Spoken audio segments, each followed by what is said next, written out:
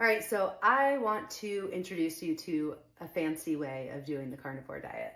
I just call it Fancy Carnivore, and it is my way that I stay compliant on this way of eating. I am doing this to be the healthiest that I can, to improve my metabolic health, to make sure that I am insulin sensitive, to stave off cancer, heart disease, inflammation, and everything disease that comes from inflammation. And in order to do this diet, I just want it to be a little bit more palatable. So I have coined the term Fancy Carnivore, and it is a way to stay on the carnivore diet without introducing sugars, seed oils. The only thing that I want you to pay attention to is most people, or many people that go on the carnivore diet, are doing it because they need to do some healing. There is gut dysbiosis, gut issues that need to be healed. In order to achieve the healing benefits of the carnivore diet, some people need to get rid of all the things that I'm about to mention, including spices and any sort of add-ons to your diet. The carnivore diet, very simply, is ruminant, non-ruminant meat, eggs, and cheese, and dairy. So on the carnivore food pyramid, you're always starting with the ruminant meat, all of that great red meat. Then you go to that non-ruminant meat, pork and chicken, turkey. Then we've got eggs, and then we've got dairy. So carnivore diet can be super simple if you're doing it for healing. Again, I believe that you need to do this, and you need to do an elimination carnivore diet. I believe the carnivore diet is the best elimination diet that there is. But if you are someone that is not dealing with a lot of gut issues and you know that, you can play around with some of the things that I'm going to mention. Or after you have done a good 90-day period of the carnivore elimination diet, then you can start to reintroduce some things into your cooking to make things different and novel and just make you feel like you're kind of doing something new every day. So I'm going to categorize things by first spices, then toppers, and probably just those two categories as I'm looking at everything, but I'm going to show you all the stuff that I've pulled out from my pantry and my fridge. So all carnivores want to make sure that we keep up our salt intake. So this is something that even during an elimination part of the carnivore diet, you want to include some really good mineral salt. I love Celtic sea salt. I also love Redmond's real salt. And I even put on some salt flakes. These are Malden salt flakes that a lot of chefs use. I love to finish meals with this and get like a really crunchy, it's kind of a nice little flake. I don't know if you can see. It's like you get like a nice little flake on top of your meals. So I like to finish a lot of meals with that. I certainly make sure to include a lot of the Redmond's or Celtic salt. I do want to say that on the Celtic salt, I enjoy the not fine ground one, the regular Celtic salt crystals. So you can decide which one you like. We went to Iceland last year, and I got this amazing harvested flake sea salt. This is also something that I'll add to the top of my steaks and just give it this really nice, crispy, crunchy, salty taste at the end. So I love this, and I also have one more. Apparently I'm a salt connoisseur. This lemon zest and wild fennel salt. Yum, so good. So we'll put that on top also. My staples, even when I was on the carnivore elimination, was to include, again, I wasn't dealing with a lot of gut issues, so I decided to utilize smoked paprika, dillweed. I do a ton of garlic powder, a ton of it. I've got a couple lights, so I'm just trying not to get the glare. I use those always. I use onion salt also. I really do enjoy, I'm trying to find, so this gets into the fancy part because there's just, you know, those are kind of basic spices.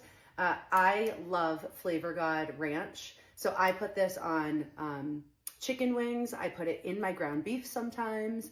I put it in my eggs sometimes. Sometimes when I make the cottage cheese wraps, I will include some of this. It only has garlic, buttermilk, onion, sea salt, black pepper, yeast extract, parsley, and dillweed. So for me, it feels very clean and it gives me really good flavor. I also love this 21 Salute. This is a lot of, this is from Trader Joe's. This is a lot of Italian seasonings. This is a great one, the citrusy garlic. I love this one. I've been adding it to a lot of different things. You have to be careful at Trader Joe's not to include sugar, but this one does not have it. I will say that there is one, everything but the elote. This starts with cane sugar, so you don't want to include this. This I just use for my family. I also have something that I picked up at Marshall's. And this one does not have any sugar. It's a nice Greek rub. So sometimes I put that on my meat. I always just look to make sure no seed oils, no cornmeal or anything like that. Spices, I'm okay with, totally fine with that, and definitely no added sugars.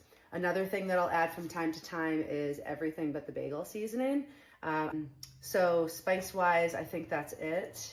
Let me just make sure. Oh, we picked this up in Jamaica. I love to add this every once in a while. It does not have, it just, all it has is crushed pepper, ginger, celery, thyme, cumin, coriander, red pepper, onion, garlic, citric acid. Chili lime seasoning from Trader Joe's is also a great one. And this stuff I just like use on the whim. I don't use any recipes. I never have. I've just kind of used recipes as suggestions and then I go off the fly. Some people aren't comfortable with that, but when you're on carnivore, things are really simple. You're just cooking meat or eggs. So just kind of take a spice that sounds good to you as long as it fits your parameters and just use that. So let's talk about, one more spice. This one is my favorite. One of my favorite non-carnivore, but for me, carnivore compliant snacks is to take, I have them right here, is to take organic small cucumbers and cut them. Actually, no, I don't cut them. I just take off the top and I dip them in some cream cheese with a little bit of tahini on it. And that just I'm getting like such a limey, spicy feel, and it just makes me feel like I'm having something novel. So I really enjoy that. So that's a snack that I love to have from time to time. Now let's talk about toppers. So for toppers, my husband is doing the carnivore diet and he loves olives and he's like, Jess, can I just please have olives? And for us, we are not letting perfect be the enemy of good. And we are, again, not doing it because we're needing to heal some gut health. Although I feel like these things are no big deal. So we got some olives that have a little garlic in it. I picked these up, the nonpareils. I love capers, so I'm going to add that from time to time on top of things.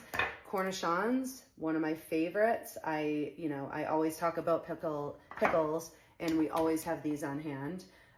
What else for toppers? Kind of a spice also, but this chili onion crunch. The reason why I don't mind having it is because the base of it is olive oil. Now, I don't know what the olive oil is. I don't know, because I know there are a lot of olive oils that are not true olive oils. Again, I don't let perfect be the enemy of good. And so I add this on top of my eggs sometimes. I put it right on top of a piece of steak. I'm not eating this every single day for every single meal. I like that the base is not safflower or sunflower oil. So I'm okay with it. It makes things fancy. I'm okay with it. I got this guacamole. This is not typically something that I buy. I'm having a little get together for my gym tomorrow, so I bought this, and I'll probably have a bite or two of it, but I don't love guar gum and things like that keep some of these dips together, although this doesn't seem to have any of it. It is avocados, Greek yogurt, cream, pectin and cultures, tomatoes, calcium chloride, citric acid, red onions, lime juice, cilantro, sea salt. Not too bad. So I would put this on the okay list for me. Again, I'm using these things as condiments. I'm not using them as the meal. Buffalo style chicken dip from Trader Joe's is also one of my favorites. It does have, if I were to look at it real quick, it has xanthan gum in it, which I don't necessarily love. Again, if you have gut issues, you don't want to include this, but again, I'll take some Persian cucumbers and dip this in it if I feel snacky and I just want to have something on the fly. All right. That's not often. I love my cottage cheese, so that is something that makes carnivore fancy for me. I make dips out of it. I've put those on my page before. You can make a flatbread. Cottage cheese is perfect.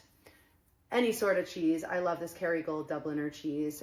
Makes every meal fancy. I'll just cook up a ribeye for lunch and I'll have a couple slices on the side, and that is awesome. Now, butter bites, where are they?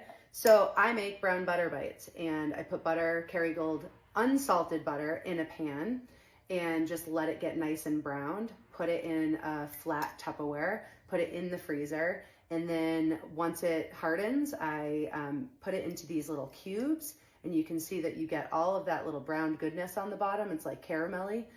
So I will take this, I will pop it in a latte, I will eat it straight out of the fridge. If I feel super lethargic, I will grab it and I will give myself quick energy.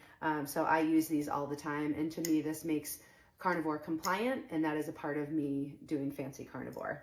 Another topper that I put on is these Mount Olive banana peppers. You can get spicy or regular. I like this brand because they use turmeric for color and not yellow dye.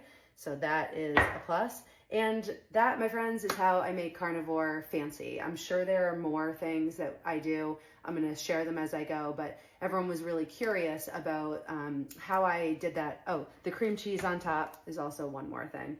But this is a way, again, for me to stay compliant, to add some things that give me some tang and flavor and just give me a little bit of a different feel for my meals. If I were to eat ribeye every single day, I probably actually wouldn't get sick of it because it's so amazing. But I do like to dip things in, I forgot about these. I do like to dip things in mustard. So I got my yellow mustard.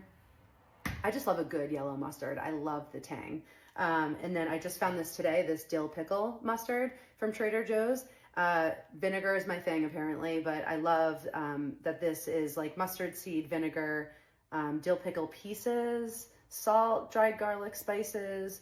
Everything is pretty compliant. There's nothing that is holding this together like guar gum or olive or seed oil. So this is going to be a fun addition to the Fancy Carnivore.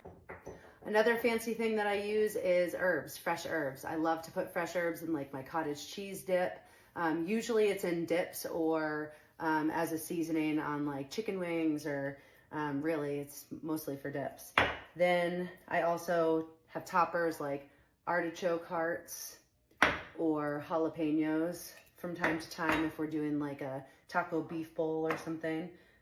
Most of this stuff is not going to go bad by the time I use it all because they're all spices or things that are pickled. So it's all good to kind of sit in my fridge or in my pantry, and I will just take it out and use it as I see fit.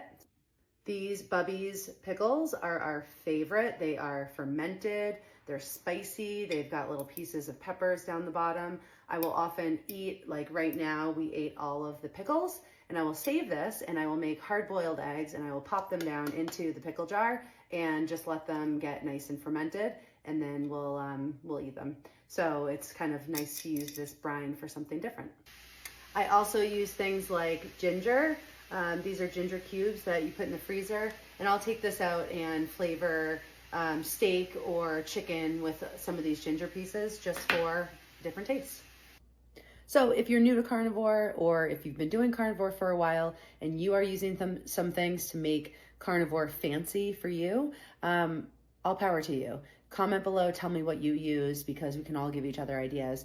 But the point here is, if you feel like the carnivore diet is so restrictive that you're having a hard time getting it off the ground and getting that flywheel started, go ahead and use some things that keep you interested and that make your meals novel. And don't let perfect be the enemy of good. If later on in your carnivore life you want to go on full elimination and get rid of some of these toppers or spices, please go ahead.